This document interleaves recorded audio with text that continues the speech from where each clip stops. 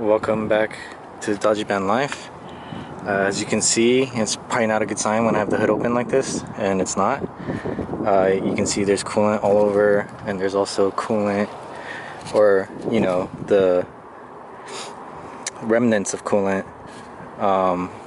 down there on the ground.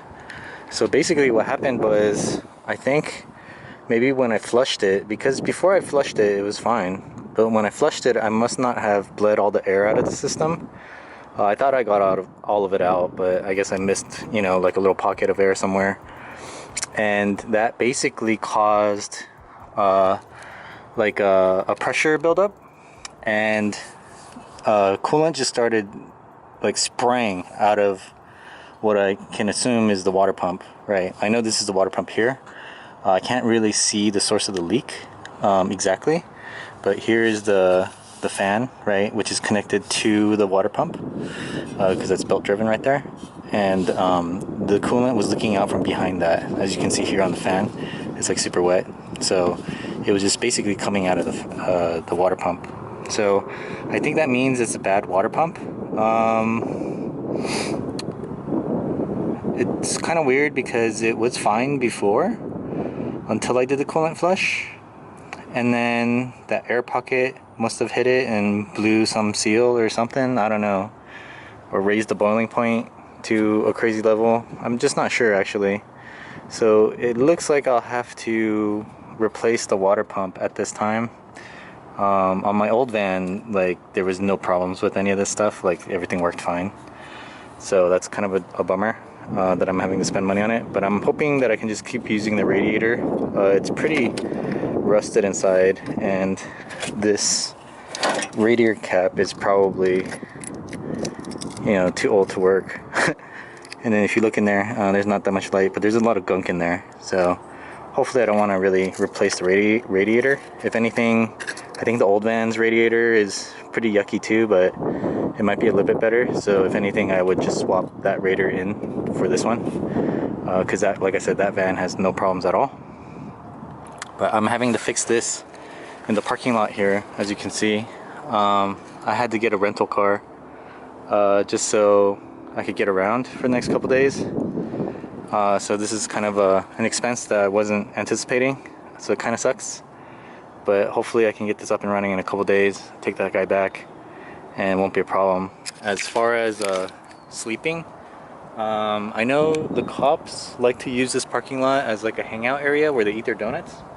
So, because it's back from the street and they can hide and no one says anything, you know what I mean? Like if their boss drives by, they won't be able to see them unless they specifically drive through the back of the parking lot here. So the cops like to, eat donuts and masturbate and watch porn and stuff back here. But I don't think I'm going to sleep in my van. I think I might just maybe sneak into my office or something at work, and like a supply closet or something, and just maybe take short naps in there, you know what I mean, every once in a while, and just get by for the next couple days like that. So yeah, if you don't tell my boss, I won't tell anyone either, you know what I mean. So that's kind of what works for. Good thing that there's this pandemic going on right now, because no one's at work, and I'm really the only one, because I need access to a local server that can only be accessed from inside the building. So yeah, I think I'm just gonna sleep in the supply closet for now until I fix this, or finish fixing this. So basically what I'm gonna do is take off the alternator here. I did buy a thermostat and a new radiator cap, so I'm gonna both replace those, and then take the water pump off here if I can without taking the fan off, because the fan requires these like special tools or something according to the manual. So I don't really want to do that. So maybe just leave the fan on somehow and take the water pump off. But yeah, it probably won't be that easy. Alright, so I got the AC compressor out of the way, and I took off the metal bracket here that usually goes here, that holds the alternator and the AC compressor and the idler pulley. In typical Dodge fashion, the design of it doesn't make too much sense. You got the thermostat right here, and that's behind all that. So in order to just do a simple thermostat replacement, you have to take off all this crap. It makes it really hard. But it doesn't look like it's really leaking from the thermostat, because you can see it's really crusty and there's no liquid there, it's not wet. And here the bypass hose looks good too. It feels like it might be a little bit crusty in there as well, but so that really points to the water pump itself as the failure point. As you can see, the fan down there is wet. I don't know, can you see that? Yeah, maybe. Well, anyway, it's wet. So it looks like everything else is okay. I'm gonna go ahead and change out the thermostat and this filler neck thing anyway, and clean out the hoses. Alright, well, I'm down to the thermostat right there. Unfortunately, it's stuck in there, it seems like. It looks like it's still working. You can get it to open, but as far as getting it to come out, not so much. So I'm gonna have to maybe scrape away some of this crap here on the sides, and then see if I can maybe hook something around the tip here and just yank it out somehow. But yeah, it's probably time to get a new one. Alright, I was able to get it off. There's a lot of rust in there though, inside. Yeah, it's like, you know, completely orange. So once I fix this, I think I'm gonna run a coolant flush cleaner or whatever that stuff is one more time to really just get all the rust out of there. And then here's the new thermostat, so that should be good. And then I need to put on this gasket and this new whatever thing, you know, dick. The cooling dick. Or the anus maybe. But yeah, so let me do that, and then I think I'm gonna call it a day there. So day 2 of the water pump change. I got the water pump off.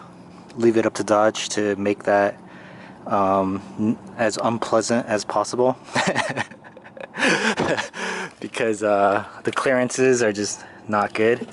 I did find out that the shroud does come apart here in the middle, so I opened that up and was able to lift the water pump out easy enough. But now I got to get the fan off and the clutch, fan clutch or whatever this thing is down here, off the actual water pump itself, because I only have the water pump. I need to thread the fan on to the new one. So obviously Dodge again did not make this easy, because it just sort of spins and there's nothing to, like, this is just round. It's not like a hex where I could just hold on to it from the back and undo it from the front. Obviously I don't have the right tools either with me. This is a 36 mil. I bought a crescent wrench hoping that this would fit, but it's just a little bit too small. So now I'm having these vice grips, and I need to be able to stop this part of the water pump somehow and hope that that doesn't come off while I undo the fan nut.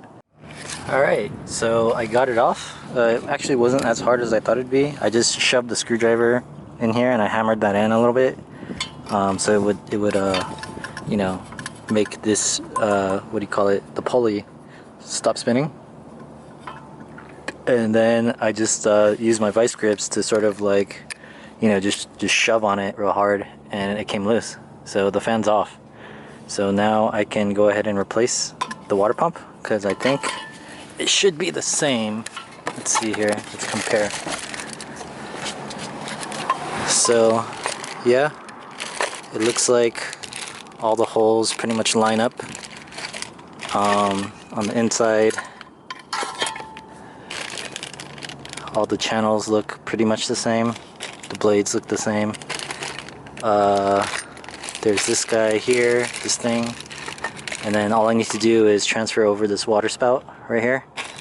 I think it's some kind of return line, and stick that in there. So hopefully that goes well. I'm sure taking this out is not going to be a cakewalk either. Like everything. There's a lot of rust in here, so I'll do a good cleaning once I get this back on, and run some cleaner through there so that all the rust, you know, as much of it can get out. Alright, nerds. Well, I got the new water pump in. The fan is on there. I'm just starting to put everything back together now. The old gasket was pretty gunked up, like stuck on the thing, so I got as much of it as I could off with the razor blade, but I couldn't get everything, so I ended up using some gasket maker on there, and so that needs about 24 hours to cure, so it doesn't look like I'm gonna be able to finish this repair today. I have to wait till tomorrow to fill it up and test it. Basically everything should work. It looks like I put everything back together right. But you know, who knows. My craftsmanship is pretty shoddy most of the time, so I guess we'll see tomorrow after this gasket kind of cures more. I guess I could probably run it and not really see too many issues, because there's only a couple spots that had some old gasket still on there, but it was so thin. I sanded it down to make it, you know, as flat as I could, and also there's a new gasket on there, so that, and plus the gasket sealer or the gasket maker, so it should be pretty watertight. But I'll probably just, you know, just to be safe, wait till tomorrow morning and fill it with coolant. But yeah, so that means today I'm basically just gonna put everything back together the way it was, and then hopefully once I start filling it with coolant, there will be no leaks, because if there are leaks, then I have to take everything back apart. Alright, she's all put back together, I think. I think I plugged everything back in and put all the bolts where they're supposed to go. The belt's back on. Hopefully this fan doesn't come flying off. I tightened it, but I don't know how safe that's gonna be. But put that guy back. But yeah, she's back together. Now I just need to fill it with coolant here in the morning. I guess you're not really supposed to fill coolant this way. You're supposed to fill through the coolant tank or whatever. But yeah, you know, I'll figure something out. Alright, so I got it all filled up with coolant. I'm about to start the van. Hopefully it's good, but there is a little bit of a leak. This puddle right here is me just spilling it, but back there it looks like it's leaking from the block, actually. It's not that much, and it's not consistent, so I'm hoping that it's not too bad. I don't know where that would be coming from, honestly, because everything should be pretty airtight. But it's a moment of truth. I guess I'm gonna start it up and, you know, warm it up, get the thermostat to open, and hopefully there's no leaks. But yeah, so wish me luck. Alright, it's a little loud, but I got it on and it's definitely still leaking. Got a little bit of a leak going on. It's probably losing, I don't know, a good amount of coolant.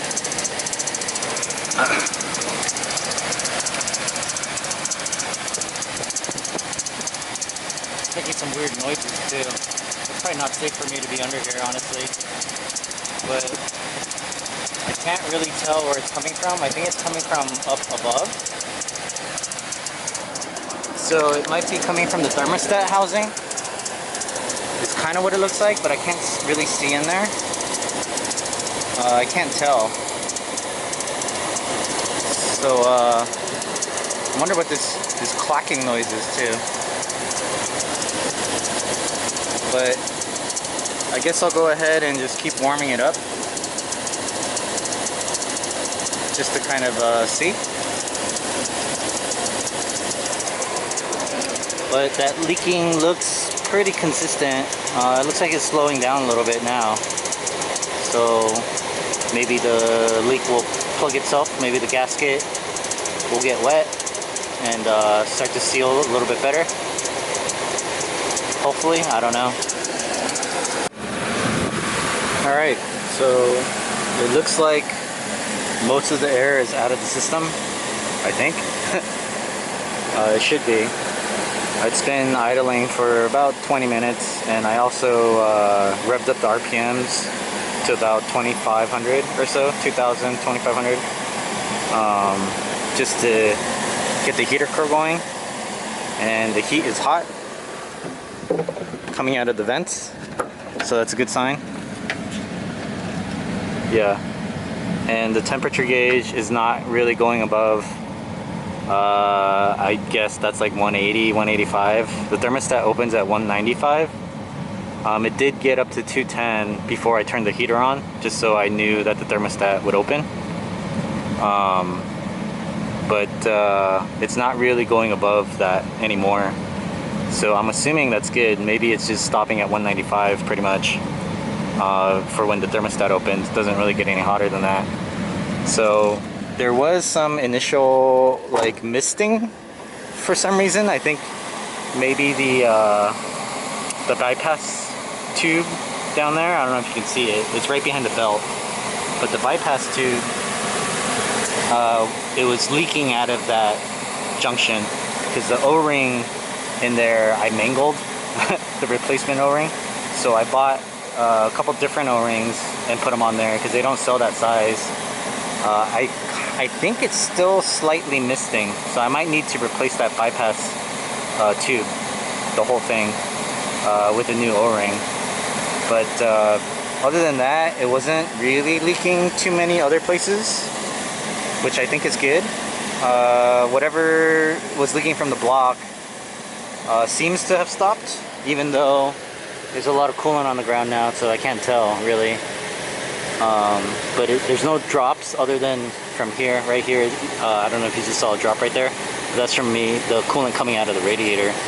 So I don't think for these Dodge vans you're supposed to do it this way, where you have the, you're trying to bleed air out of the system through the radiator. I believe you're supposed to do it through the coolant tank. But after looking at the coolant tank for a while, I think maybe it might be clogged or something. I'm not sure. Maybe it is working properly and it's just bleeding out this way because it's an easier escape route for the air. But I think at this point, the thing that I need to do is just go for a test drive, basically. Just drive it around. I do have some things I need to do, go get lunch, whatnot, and then come back and park it in a dry spot and see if there's any leaks or whatever, you know? So I'm gonna go and do that, and then I'll update you guys with the final results after. And hopefully I don't need to change out this bypass valve or bypass tube. Hopefully it just sort of you know, like expands, because I got gasket maker on there, and hopefully that stuff just, you know, sort of moves into place and seals all the leaks, so there's no more misting involved. But I'll definitely have to go drive it around and then look at it once it's a little cooled off and try starting it again. Alright, well, I'm back from running some errands and picking up lunch, and it looks like it's doing well. No leaks, not right now. Nothing leaking down here. So it must have just been sort of seating issues, and then when the engine warmed up, it sort of expanded stuff, you know, into the right places and sealed a lot of those gaps that maybe weren't fitting together perfectly. I mean, obviously I'm gonna have to re-look at it once the engine cools off down to, you know, when it's cold, and on a cold start see if there's any sort of misting or leaking or anything then. But as of right now, when the engine's hot, it doesn't look like there's any leaks, and the temperature gauge stayed above, below 200 pretty much the entire time I was driving. The coolant is pretty nasty in there, which is why I'm going to change it again, because there's a lot of rust inside of the radiator, and I think inside the block as well, because when I pulled the water pump, the old one, there was a bunch of rust inside the water pump. So someone must have used like hose water or something to fill this at some point, which kind of sucks because hose water is not good for your engine or your internals, the metals and stuff in there. You're supposed to use distilled water if anything, but you know, in a pinch, hose water will work, you know what I mean? It just wasn't drained and filled back up with the proper stuff. So hopefully I put in some coolant cleaner in there, so hopefully that'll wash out the system. I had it in there last time too, but it's just a large amount of rust.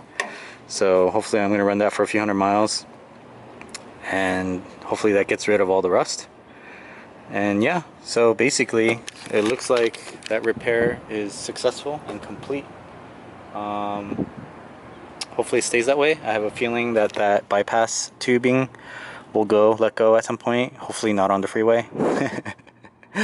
But if that does happen, I can just, you know, Uber to AutoZone or something and pick one up and just replace it real quick. It's really not that hard to get to. It's just getting this belt off and then unclipping that hose and then taking out the old one and just shoving in the new one. And I think that bolt I can access pretty easily. So I think that's pretty much the only fail point that I can see. Wherever it was leaking from the block seems to have stopped. So I don't know what that was. It might have been the thermostat gasket. I didn't wet it before I put it on there. So maybe, you know, it was just leaking a little bit before it got wet and sealed off the thermostat housing completely. So that's my bad. I guess I should have pre-lubed it. You know, lube is very important.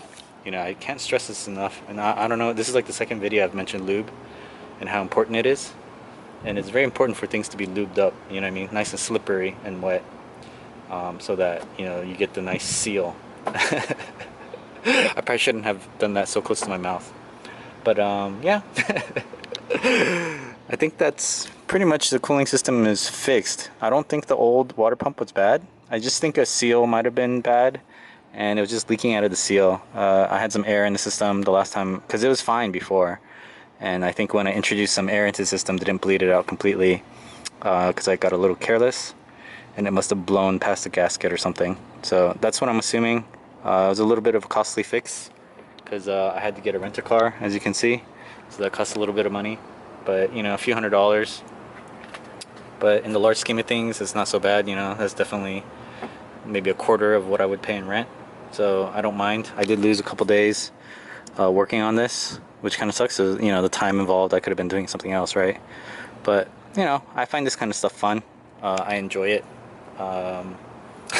Man, Dodge, man, the more I work on this car, the more like just frustrated I get with how things are designed and just poorly planned out for access to certain things.